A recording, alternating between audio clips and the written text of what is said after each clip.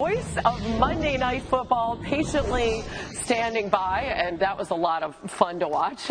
Sean McDonough. Sean, it's great to be with you. You grew up in Boston. You went to Patriots games with your dad. He was a columnist for the Boston Globe. I mean, you know this franchise as well as anyone. Can you put into perspective what the Patriots did last night?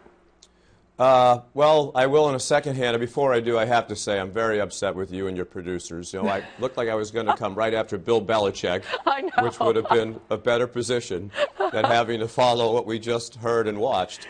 It's great to be with you. It's hard to put it in perspective, Hannah. I think people who live in New England or football people around the country who have followed the history of the Patriots, when I was a kid going to the old Foxborough Stadium, which was basically a glorified high school stadium, you know, for the most part, they were one of the worst franchises in the history of the NFL. And to think where they were then and where they are now, really just, I think, by the greatness of a few people. Well, first and foremost, Tom Brady. To me, if there's any question that he's the greatest quarterback of all time, that's been put to rest. Obviously, they have a tremendous coach in Bill Belichick. And I think what the Kraft family did, you know, when people bought the team, people told them they were crazy. They spent way too much money. I don't think anybody thinks they paid too much money for that team now. And you know, the stadium that they play in, what the franchise represents, I think it's remarkable. If you told me 20 years ago this would happen, I would say you were crazy. Yeah, now here's how history will treat the Super Bowl, because the numbers are astounding. With that win last night, Tom Brady and Bill Belichick have now won more Super Bowls than any quarterback head coach combo in NFL history. 25 postseason wins. That's 11 more than any other combination. You said in your mind Tom Brady is clearly the best quarterback to ever play the game. Can you explain why? Yeah, I do. I just think what's happened. You know, Bill Belichick's a great coach. Bill Belichick, when he was in Cleveland, before he came to the Patriots, was there, I believe, 5 years, something like 36-44 as the head coach.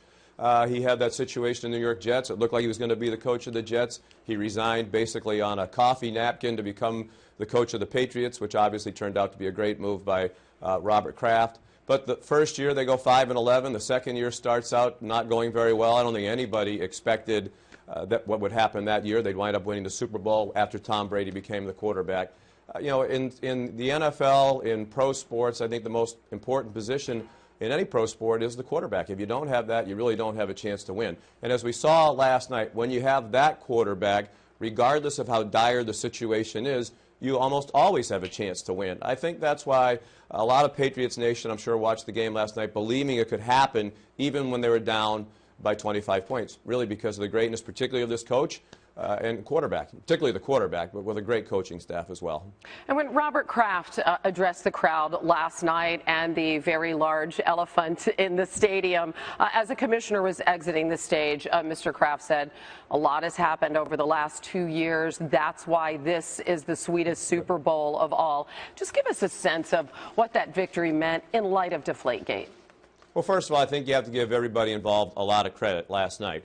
You know, there were a lot of questions leading up to the Super Bowl about how would Tom react if they won, in his interaction with Commissioner Goodell, how would Commissioner Goodell handle it, how would Robert Kraft handle it. Now, I think Robert needed to acknowledge that, particularly for his loyal fans in Patriot Nation. I think he did so, you know, in a very succinct and classy way. Tom was the same way in all of the lead up to the Super Bowl, and again last night. You know, I think what the commissioner did was perfect for the situation. Basically hand them the trophy and get off the platform and let those guys have their moment without Deflategate overshadowing it. You know, Deflategate is an unfortunate chapter in the history of the NFL for a wide variety of reasons. I think if all of them could go back and do it again, the Patriots side, the league side, they'd all do things differently. To me, the shame of it is if it in any way diminishes Tom Brady's legacy. For what it is, for the inflation rate of footballs, for what it became, where it almost went to the Supreme Court.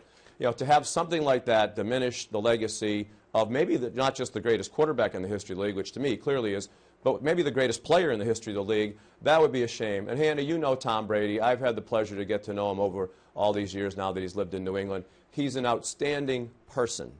He does things the right way on and off the field. We see what a family person he is. You know, to see the images of his family there last night, knowing how close he is with his mom and dad and his sisters and the rest of the extended family. He's a great person. And you know, I hope that this maybe helped us move past Deflategate. It should. And that people focus on what the truth is, which is the guy is awesome. on and off the field.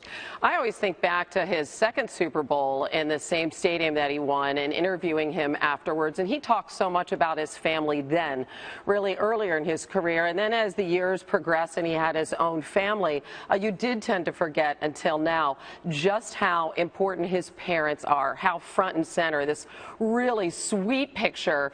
It takes a team, and he always has been about family. But having been around him this last year, can you put his mother's fight with cancer into context, just how personal and just how difficult this year was for him and how personal this victory was?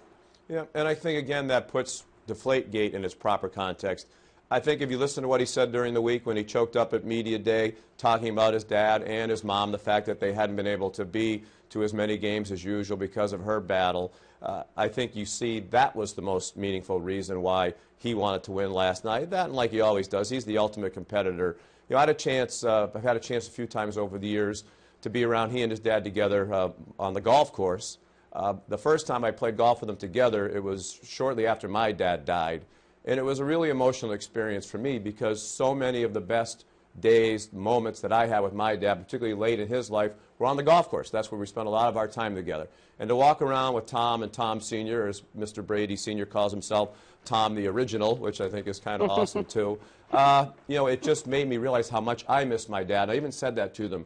You know, cherish this opportunity, any special moment that you have together. So imagine how special that was. Tom Brady Sr. and Galen were hurt so much by Deflategate because of what it did to their son and what they know about him and his character and how hard he's worked to put himself in the position to be who he is within the game and how he should be viewed by society. So I think that was probably the most special moment they've ever spent together. Tom Brady Sr. Has a Super Bowl ring. And when we played golf together that time, I asked him about it because I think by then the Patriots had won at least a couple, maybe 3 Super Bowls.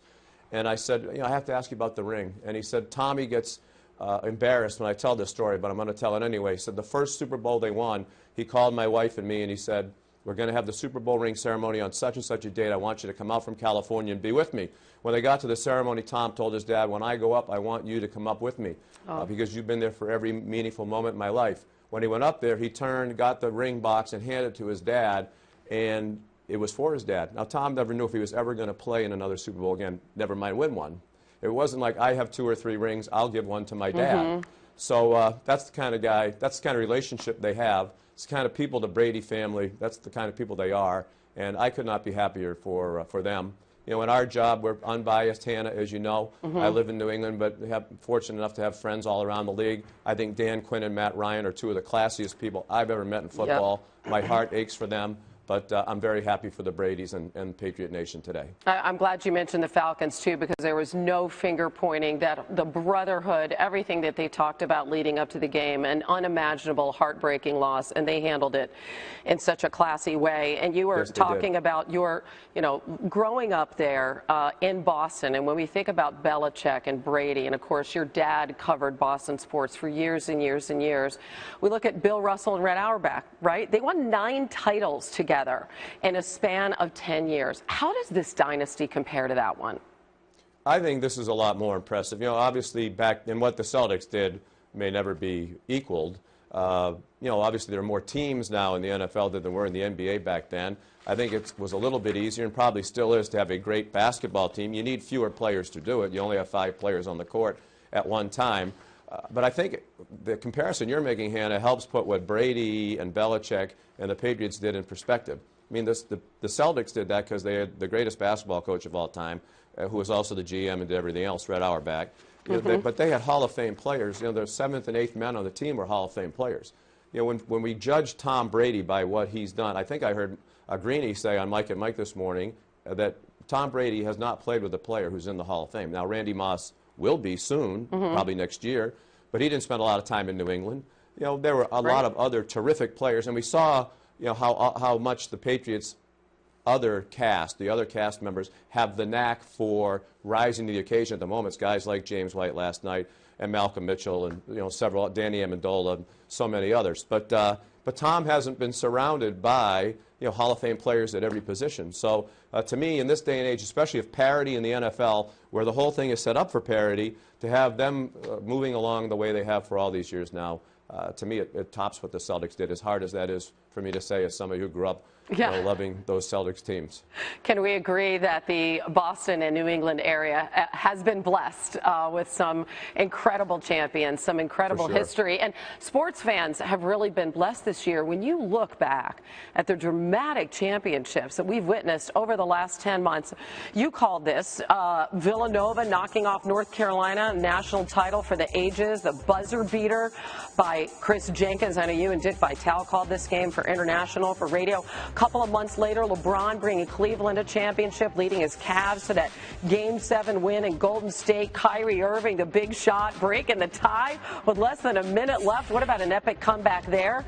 Okay, how about the Cubs outlasting the Indians in Game 7? Chicago 8-7 in extras. 108 years of misery for the Northsiders ended, and then a little less than a month ago, you were on the call for this as well. Clemson and Bama's rematch. I mean, Deshaun Watson leading the Tigers back from that 14-0 deficit.